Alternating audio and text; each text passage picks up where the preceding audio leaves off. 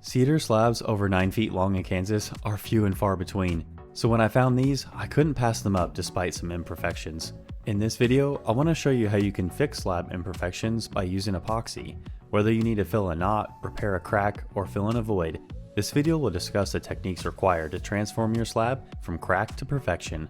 My name is Connor, and I'm so glad you could tune in. Let's get right into this. Shop fix. It's for the love of woodworking.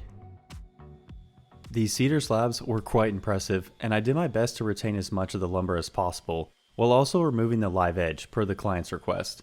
One end of the slab had 2 large knots that I had to work around, and no matter how I cut the slab, one side was going to need to be filled with epoxy. I was definitely up for the challenge, and also thought the epoxy repairs would make the table stand out even more in the end. After cutting the sides of the slab square with my track saw, I took both of the slabs and combined them to create the 3-foot wide tabletop. With the 2 slabs combined, it was time for the epoxy. I created a simple corner mold out of MDF and lined it with tuck tape and covered the tape with Vaseline. This prevents the mold from bonding to the epoxy and makes removal afterwards simple and clean.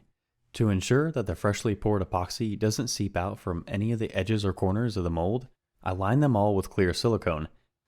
Building a solid leak-proof mold is definitely one of the most important parts of this whole process.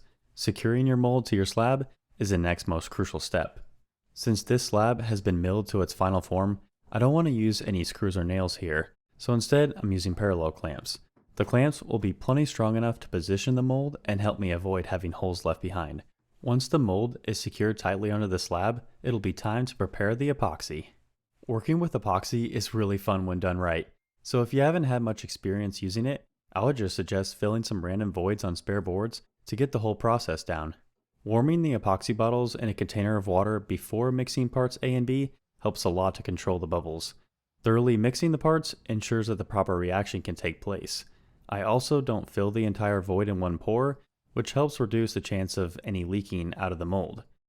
Keeping the air circulating, I have heard, helps with the curing process, but more importantly, the temperature of the room is what helps the epoxy cure correctly.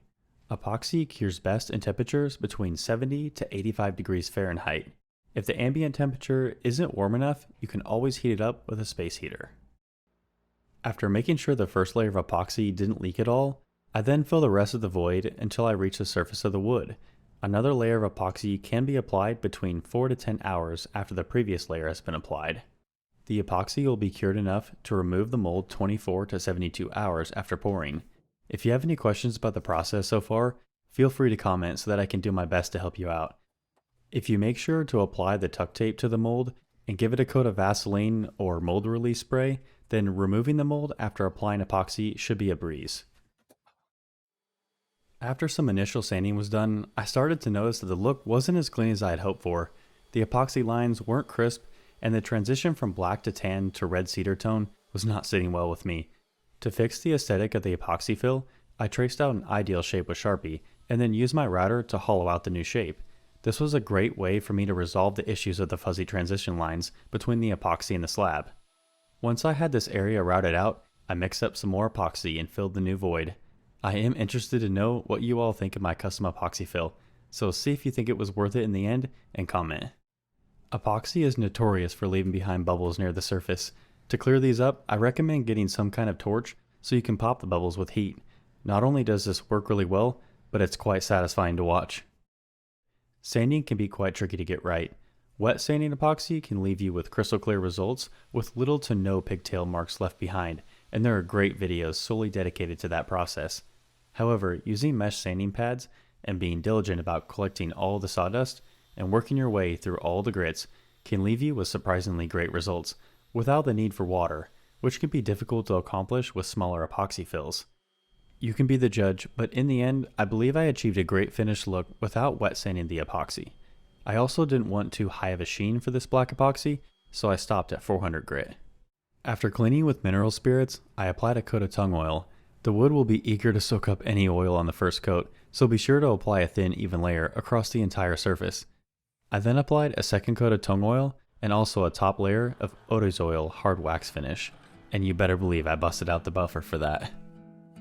Using all these techniques to fix imperfect slabs can turn wood flaws into something quite amazing, so I'm curious, do you think all my effort was worth it?